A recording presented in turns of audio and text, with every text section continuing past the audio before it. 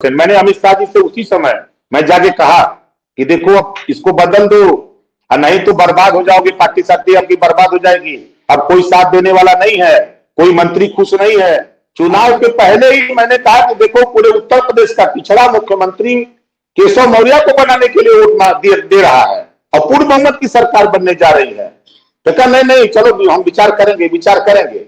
और विचार करते करते इतना विचार किया कि उत्तराखंड से उत्तराखंडी लाकर के मुख्यमंत्री बना दिया और केशव को शिखंडी बना दिया। एक विधायक को दरोगा उसके बाप को थाने में बैठा के पीटा, जब विधायक गया तो विधायक को भी बैठा लिया, उसको अनाप गाली गुप्ता दिया। वो बात जब सदन में सात बार खड़ा हुआ बोलने के लिए तो बैठा दिया भाजपाइयों ने, तब मैं खड़ा हुआ सदन में, स्पीकर महोदय से कहा कि माननीय अध्यक्ष जी आज विधायक की बात सुननी चाहिए, नहीं तो फिर अब विधायक एकता जिंदाबाद नारा जब लगाया लेके सबको धरने पर पहुंच गए, 200 विधायक धरने पर बैठ गए।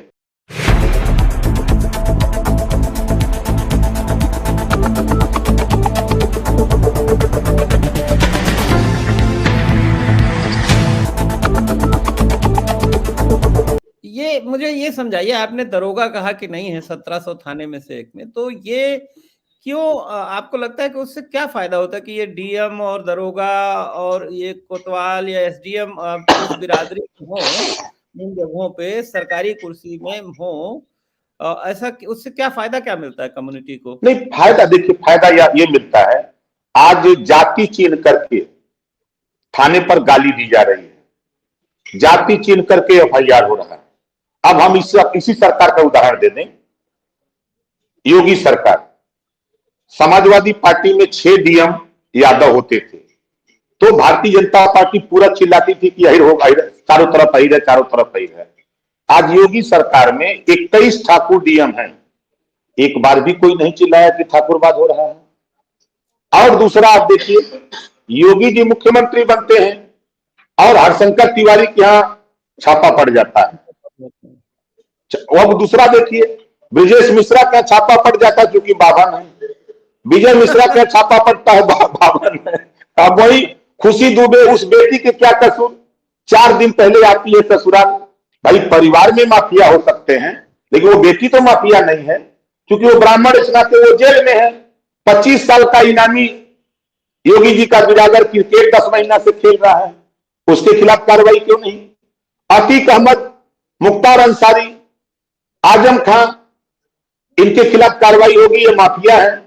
लेकिन ठाकुर माफिया जो है, माफियाओं की कोई जाति नहीं होती, अपराधियों की कोई जाति नहीं, लेकिन योगी जी जाति चिन्ह करके माफियाओं के खिलाफ कार्रवाई कर रहे हैं। 100 मुकदमा, 100 मुकदमे, 80 मुकदमे, 50 मुकदमे, 40 मुकदमे, जिनके ऊपर वो घूम रहा है खुले मैदान में। योगी जी कहे जाओ तुम लोग घूमो, हमारी सरकार बनाओ, वो गांव में घूम के धमका रहे हैं। जितने ठाकुर अधिकारी हैं, आपने देखा होगा वीडियो, अभी योगी की रैली में आने के लिए, मोदी की रैली में ठाकुर एसडीएम धमका रहा है प्रधान को कि तुम नहीं भेजे तो मुझे एसडीएम रहना है, तुम्हें प्रधानी नहीं करने दूंगा। दरोगा धमका रहा है, डीएम धमका रहा है, एसपी धमका रहा है। ये कौन सा राजनीति है? यही हिंदू धर्म है, यही इसी को हिंदू धर्म कहते हो। इसी से ओम प्रकाश राजभर कहता है कि उस थाने पर अगर राजभर का भी बेटा एफआईआर होता, 2 सिपाही होता तो नहीं कुछ कहता। अगर उसका एफआईआर नहीं लिखा जाता तो रास्ता तो बता देता कि तुम सीओ के यहां चले जाओ, तुम एसपी के यहां चले जाओ, यहां तुम्हारी सुनवाई नहीं होगी। तो हम तो देखिए गांव के रहने वाले हैं, हमने गांव में देखा है जब पूरी परोसने वाला व्यक्ति जब पूरी परोसता है, पांत में उसका रिश्तेदार, बिरादर, भाई, परिचित बहुत खास है बैठा है, तो सबको अगर 4-4 पूरी देता है तो वहां 7-8 पूरी तो बढ़ाई देता है, मिठाई भी ज्यादा दे देता है उसको, मिठाई भी ज्यादा दे देता है।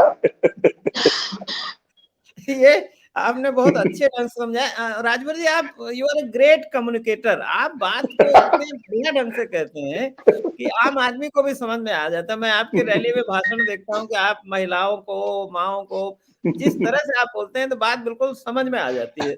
अब आप मुझे ये भी समझाइए, आपने एक और बात कही थी कि राजनीतिक भागीदारी हमको नहीं दी, ये क्या क्या मतलब है?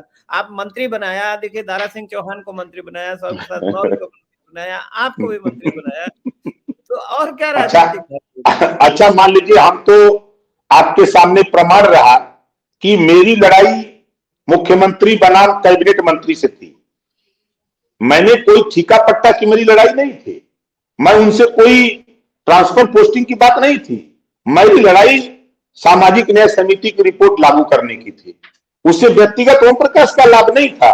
जिन जातियों के बेटा बेटी सिपाही, दरोगा, बाबू, चपरासी, तहसीलदार, लेखपाल नहीं बन पाए हैं, वो बंटवारा अगर हो जाता, रिपोर्ट लागू हो जाती, तो सबके हिस्से मिलने लगते। जातिवार जनगणना, आज भी कोई जाति ये कॉन्फिडेंस के साथ नहीं कह सकती कि मेरा इतना आबादी है। तो जातिवार जनगणना से भाजपा भाग गई, घरेलू बिजली का बिल माफ करने से भाग गई, महंगाई कम करने से भाग गई, गरीबों का इलाज फ्री करने से भाग गई, अन्ना पशु किसानों की बड़ी समस्या है, उससे निपटने के लिए भाजपा सरकार भाग गई। जो आज के तारीख में जो महंगाई की मार से पूरे प्रदेश में, देश में और पिछड़ों का हिस्सा लूटने में एक नंबर हो गई। तो ये सारी चीजें जो आई, उससे हम लोगों ने सीखा। और मिनिस्टर का हाल कि दो दो बार अमित शाह को आना पड़ा था लखनऊ, ओम प्रकाश राजभर और योगी जी के बीच पंचायत करने की, आपने देखा। चूंकि मैं सक्षम था, इस नाते मैं दिल्ली पूछ कर देता था, वहां अमित शाह से भेज जाता था कि चलो भाई, तो भाई जब हम उखाड़ देंगे भाई, नहीं रहेंगे। तब वो कहते नहीं नहीं, धैर्य रखो, चलो हम चलते हैं। तो दो बार उनको ले आया।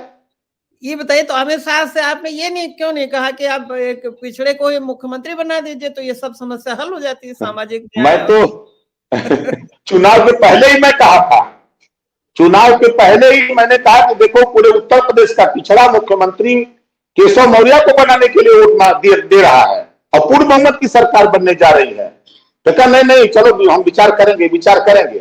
और विचार करते करते इतना विचार किया कि उत्तराखंड से उत्तराखंडी लाकर के मुख्यमंत्री बना दिया और केशव को शिखंडी बना दिया। अरे राम राम राम, ऐसा ना कहिए। देखिए केशव मौर्य जी भी सही बात है, मैं गलत नहीं बोल रहा हूं, लेकिन ये जरूर है कि हाँ, उनको मायूसी हुई। वो अध्यक्ष थे, मेहनत करी, और हिंदू का भी बीएचपी से आए भी थे। अब क्या लगता है उनको बनाया क्यों नहीं?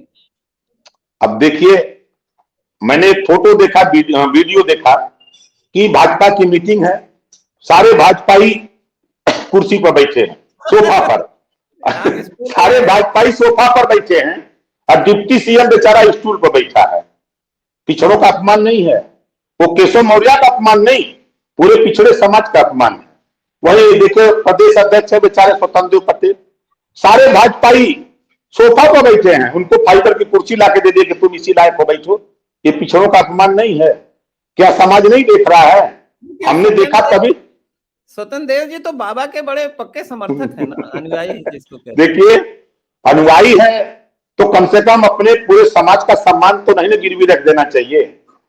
जिस तरह का सामने सबके फिगर आया, मंच पे केशव मौर्य का हाथा झटक दिया जाता, खबरदार चलो हटो, तुम तो दरिद्र हो, दराज करो। अठावले का मैंने देखा फोटो कि उनका हाथ कोई छूने को तैयार नहीं भाजपाई। कैसे हिंदू बनाते हैं तो हम समझ ही नहीं पाते हैं कि कौन सा हिंदू ये बना रहे हैं किसको। अच्छा, ये हमको समझाइए कि आपकी नाराजगी, सही से बताइएगा कि आपकी नाराजगी बाबा से है या बीजेपी से है? बाबा के काम करने से है या बीजेपी से है? दोनों लोगों से। बीजेपी ने जो हमसे वादा किया, अमित शाह जी जो वादा किया उन्होंने हमसे कि हम जातिवार जनगणना करा देंगे, घरेलू बिजली का बिल माफ कर देंगे, एक समान अनिवार्य फ्री शिक्षा लागू कर देंगे, सामाजिक न्याय समिति की रिपोर्ट लागू कर देंगे, खाली ओम प्रकाश जी सरकार बनवा दो।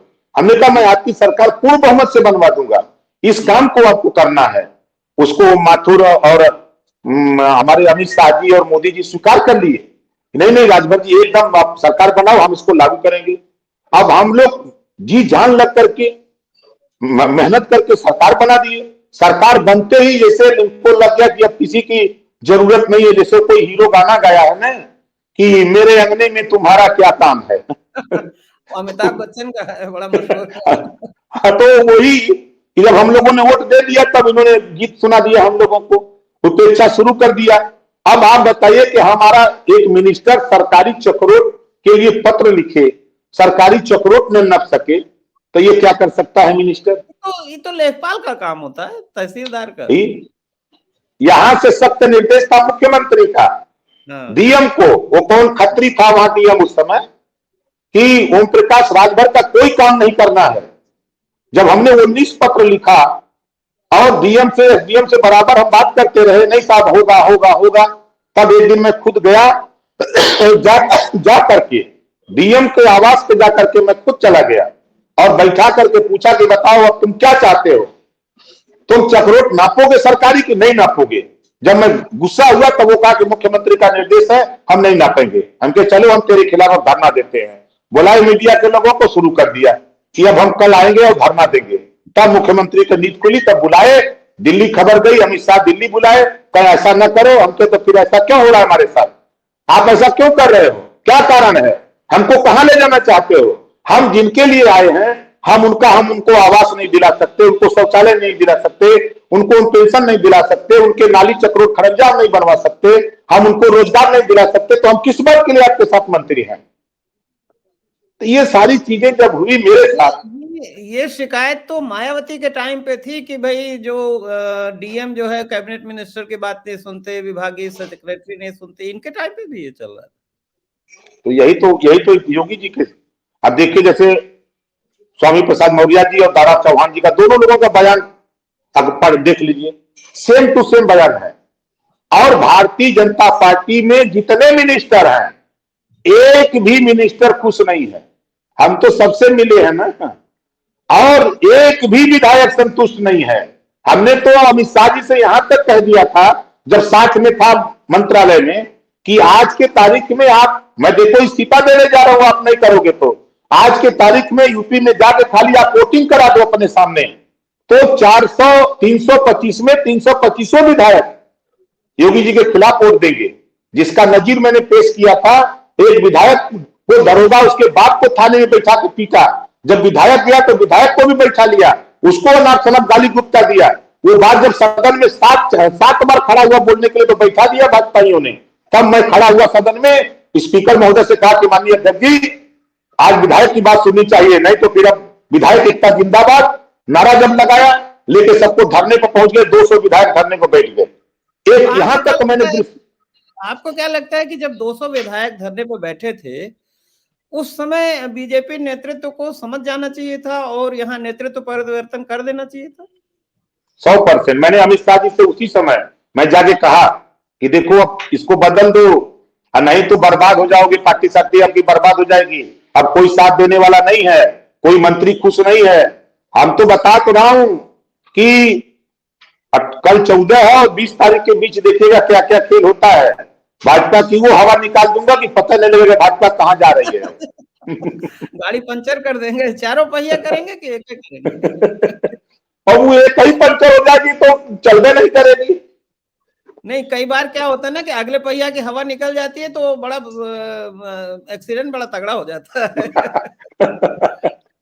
भाई पीछे निकालेंगे, आगे रहेगा ताकि एक्सीडेंट ना हो। आगे वाला न करिएगा, तो ये हो जाएगा। एक हमको ये समझाइए, आपने ये जो आवास की, पेंशन, ये सब बात की, लेकिन बीजेपी नेताओं को तो बड़ा इस बात का कह सकते हैं घमंड है, या उनको लगता है कि वो जो फ्री राशन बांट रहे हैं और जो आवास बांट रहे हैं और जो किसान पेंशन ये सब बांट रहे हैं और इधर मोबाइल बांट रहे हैं, तो इससे तो सरकार आनी ही आनी है। वो कहते हैं कि यही सब गरीबों पिछड़ों को तो दे रहे हैं हम। देखिए ये नमक बांट रहे हैं, ठीक है। आप किसी गांव में पूछेगा, पूरे गांव में हल्ला है कि नमक में बालू मिला के बांट रहे हैं। आप गंगा वाले कह रहे हैं कि लोग नमक न खाएं ताकि एहसान न मिल जाए। वो गंगा वाले उसको चिल्ला रहे हैं कि ये नमक जो है नमक में बालू मिला के दे रहे हैं, और भाजपा वाले प्रचार क्या कर रहे हैं कि भाई देखिए मेरे नमक की इज्जत रखना। तो गांव वाले कह रहे हैं तो बालू इसमें है तो नमक कैसे की इज्जत रखें। और मजे की बात आप देख लें, महंगाई की मार से 2014 और 2014 में गैस सिलेंडर 400 रुपए में था, आज वो 1000 में है। जो सरसों का तेल 50 रुपया था, आज वो 200 है। आज अरहर की दाल जो 55 रुपया थी, आज वो 125 है। 3 चीज का मैं उदाहरण दे रहा हूं, अब तीनों का दाम खाली जोड़ लीजिए तो आपको लगभग 800 के ऊपर हो जाता है। ये दे कितने का रहे हैं? ये दे रहे हैं 5 किलो गेहूं, 1 किलो चना भुना हुआ 2 साल का पुराना, और नमक, ये 200 रुपया दे रहे हैं और 600 इसमें भी लूट रहे हैं। गरीबों का धोती खोल के गरीबों के सर पे बांध रहे हैं और चिल्ला रहे हैं कि हम राशन दे रहे हैं। यही तो है इनका खेल। गांव वाले सब समझ गए हैं, अब इनको समझा देंगे कि नहीं के धोती खोल के नहीं के कपारे पर वो बनियन कि आवा तो ललका साग और हमारा अक्कल मटर चल अब कहां से आई पहले के भरपाई करा चिल्ला दूंगा किसान सर। चलिए आपसे बात हुई लंबी, ये हमको थोड़ा और समझा दीजिए, क्योंकि आपकी बड़ी पकड़ है, सबसे आप मिलते रहते हैं अंदर का। हम लोग तो कोरोना की वजह से बहुत जा भी नहीं पा रहे हैं। योगी जी ये गोरखपुर के बजाय अयोध्या से क्यों चुनाव लड़ने जा रहे हैं?